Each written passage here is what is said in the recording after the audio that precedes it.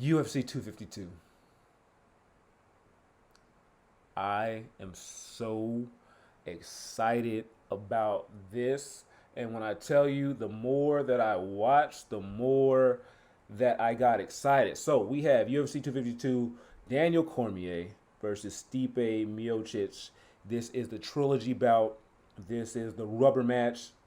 These two men have fought to two knockouts. So Cormier beat Stipe for he knocked him out to win the first one. Stipe came back, knocked out Cormier to get the second one, and now we are here. I'm going to spend a good amount of time talking about this fight, but I'm excited to see that this fight is happening, and it's going to be a really good one. Also on this card, on the main card, we got Sugar Sean O'Malley, undefeated.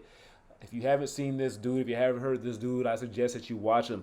He wasn't the co-main, and somehow he got boosted up there. But this dude is a rising star, and I'm excited to see him going against Marlon Vera, who is tough, who is really tough, and so that's going to be a good matchup.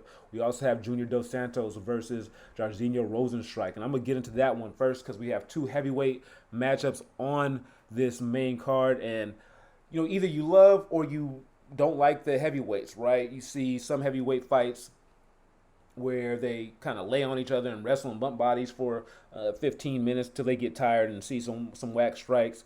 But you also see the short ones where someone gets knocked out really quick. But I appreciate high level strikers in the heavier weight divisions, and I think right now the heavyweight division there's a lot going on. There's a lot of great athletes, and you see by these two guys, Rosenstruck is 10-1, right? His only loss coming from Francis Ngannou. Junior Dos Santos, he's a former champ. He's 21-7. He's riding a two-fight losing streak. He also lost to Francis Ngannou, lost to Blades as well. But this dude is always dangerous. He's knocked out Derek Lewis. He's had the title before, right? I honestly, this is kind of a pick 'em for me. I think Rosenstrike is nasty, right? That Ngannou knockout, he got knocked out in like 7 seconds, I think it was. We didn't really get to see much from that. I would like to see them run it back. I think on another night he can give Ngannou a chance. That Overeem, we know he can go the distance, right? Because that Overeem fight, that was 5 rounds. That was 5 grueling rounds, and he eventually knocked him out in the last 10 seconds of that fight. And then when he got is it Andrei Arlovsky, the who got beat this weekend, right? But that first round knockout that he had against him, he's a dangerous dude. I don't know if he has enough experience to fight a dude like Junior Dos Santos. Obviously, Overeem has so much combat experience, but he's never won a belt, right? Junior Dos Santos has held the belt. He's been the baddest man on planet before, and this dude still has knockout power. I think he's only like 34, 35. I thought he was much older than that. He's when I heard him in a talk this weekend, this week, he said he's looking to be the champion again. I didn't realize he still had those aspirations, and honestly, I think if he gets this win and does it in a good fashion, he can beat anybody in the division. He really can. And so he gets on a nice little winning streak. I think he can be back in contention again. And actually, I think I just talked myself into a JDS victory here because I just think his experience in these big fights and what this means and where his mindset is going to be enough to put him over Rosenstrike. I think, again, Rosenstrike is a dangerous dude. I would like to see him against any of the top 5 or 6 in the division. And there's a lot of exciting, things to be had there. But I just think his experience here isn't going to be enough to beat the former champ. Going to the co-main, Marlon Vera, Sugar Sean O'Malley, right? Marlon Vera's been on the tear. He technically lost his last bout to Zhang Yadong. I think he won that fight. I think a lot of other people think he won that fight. This dude is a dangerous dude. I know he has 6 losses that, a lot of them came earlier in his career, and losses in MMA really don't mean that much. It's what have you done for me lately, and what he's done lately has been impressive. In a couple wins and in all his fights, but he has taken down a few consecutive victories before that one, and so he's a tough dude. This is not a gatekeeper situation. I think this is a significant step up in competition for O'Malley, and O'Malley's a young dude. He's only fought 12 professional fights. He had a significant layoff because of some USADA stuff, but he's back in it, and he has been knocking dudes out. He is a lanky 135, I believe he's 5'11", and making weight for him apparently isn't a big issue, and so he's going to be long. He's going to, he still has quickness, and clearly with his last two beautiful knockouts in the first round, he has the power at this weight class, and I think he's going to be difficult for anybody at this weight class. I know he had a little thing going back and forth with my boy Cody Garbrandt, and so I would love to see that fight. But Cody's moving down; he's getting the 125 title shot, which will be awesome to see. But until then, Sugar, Marlon Vera, I think Sean O'Malley is special. I think this kid has something special. I've seen a lot of fighters. I pride myself on seeing these dudes and recognizing them early and getting to see their first fights in the UFC. I remember seeing John Jones' first fight. I remember seeing Conor McGregor's first fight and seeing, wow, these dudes are special. And I think that Sugar Sean has the it factor, right? Yeah, he has the hair. Yeah, he has the tats. He does a whole bunch of Twitch, YouTube streaming, all kinds of stuff. But this dude can fight, and this dude has a beautiful right hand. He has confidence. He's not really cocky. He seems really cool. I like his style. He seems way more flamboyant than he is. He's just very confident in his abilities, and it sounds like from his interviews he really loves to do this. And that right hand is nasty. And so, it's a fight game. Anybody can win. Anything can happen. I think this does go the distance. I don't think Sean's able to put him out. Vera has a chin. This dude hasn't. I don't think he's ever been finished. I don't quote me on that, but I don't think he's ever been finished. And so that's gonna be tough, right? You got to finish a dude who's never been finished. But Sugar's he's a much larger man. His right hand finds that home, specifically finds the chin of his opponents over and over again.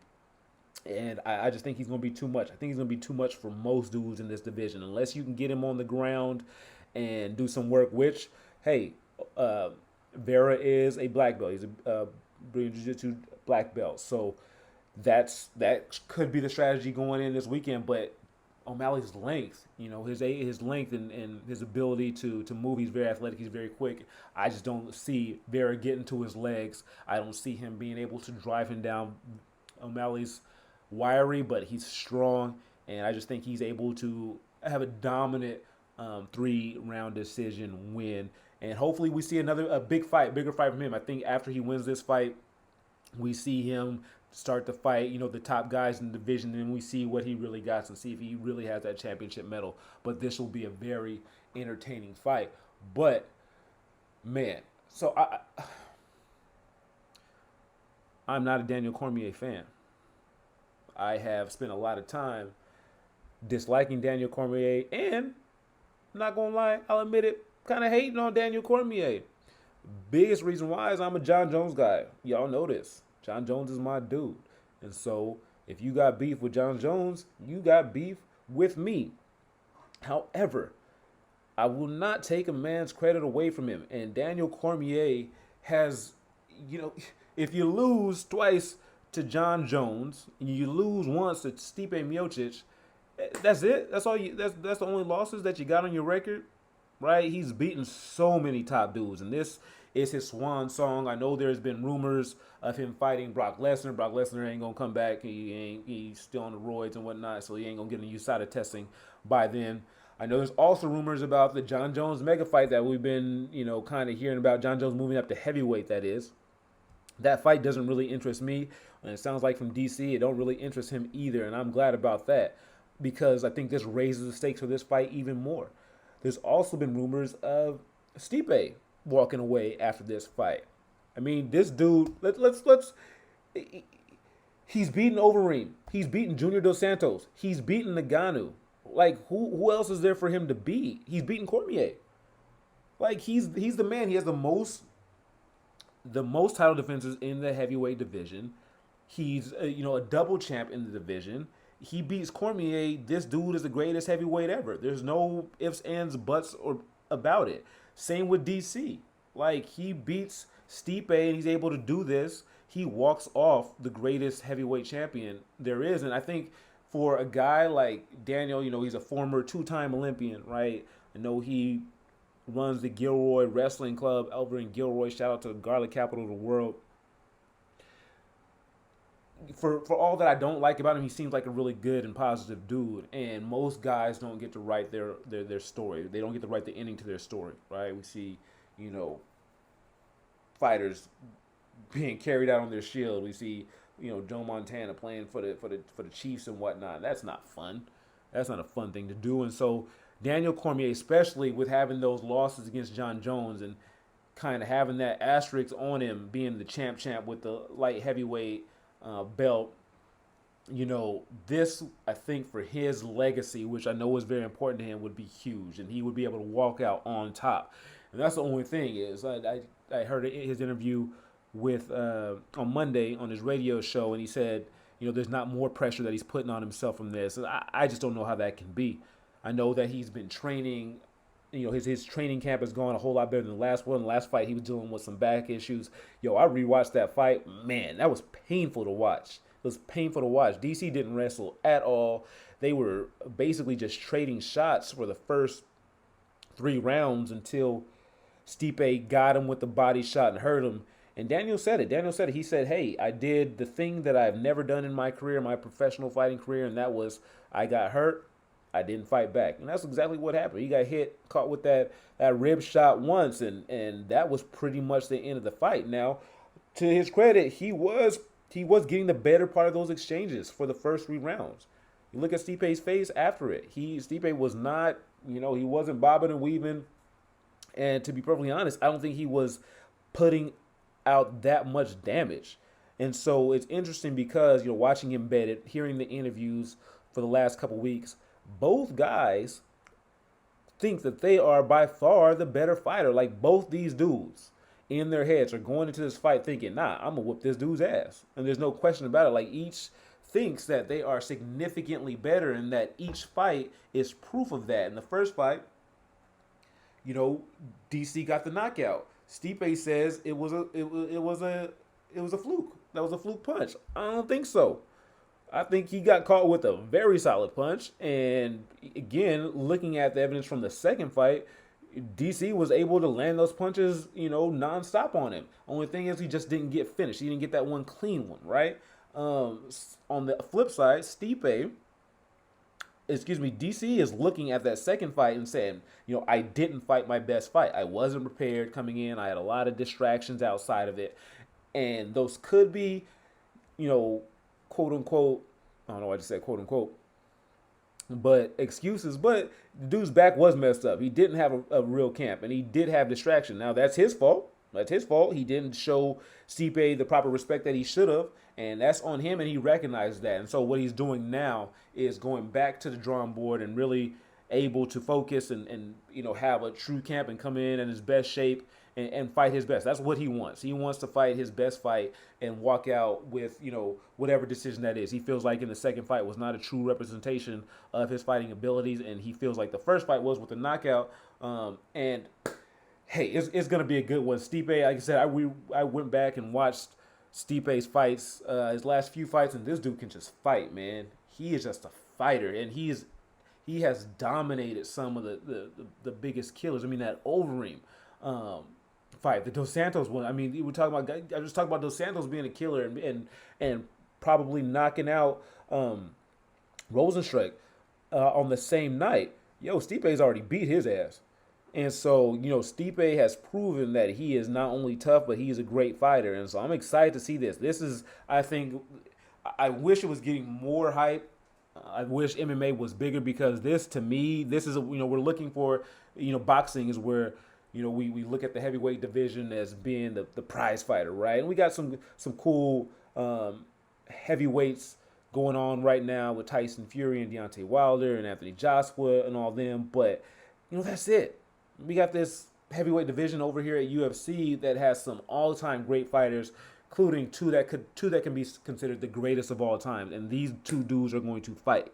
Two greatest of all time contenders are going to fight Saturday night, and that just needs to have more hype. That needs to have, I wish we could do this. Yeah, they're doing it in Vegas at the Apex, but this is one I would want to see in person because you don't get to see this all the time. And so I'm excited to see this fight. I'm going to pick Daniel Cormier. I do think he is the better fighter. I think he has a better all around skill set. I think he can trade with pretty much anybody. And obviously his wrestling. That's what I'm going to see. That's where the interesting thing is going to be is if DC goes to his wrestling. I think he is the apex. Octagon is a little bit smaller than the typical one, which means the walls are closer, right? Which means there's less space to move around, so that's going to be more advantageous for elite level wrestler or grappler, which DC is. Stipe has good. He has good wrestling. He's not a simp on his back. He's not a simp to take down, and so that's going to be tough. Can DC take him down? Can DC wear him out a little bit first and then box him up? Is what's going to be interesting. I think DC gets the win. I don't think it goes the full 5 rounds. I think this is over in 3 by some sort of TKO, and DC walks out on top, and that'll be good for the division because it opens it up again. If they both retired, maybe we get some type of tournament. I think there's a lot of opportunities. I think there's a lot of different scenarios that we could see going forward, but this will kind of clear up things for the heavyweight division, and then we'll have a new direction going forward with us crowding, the greatest of all time.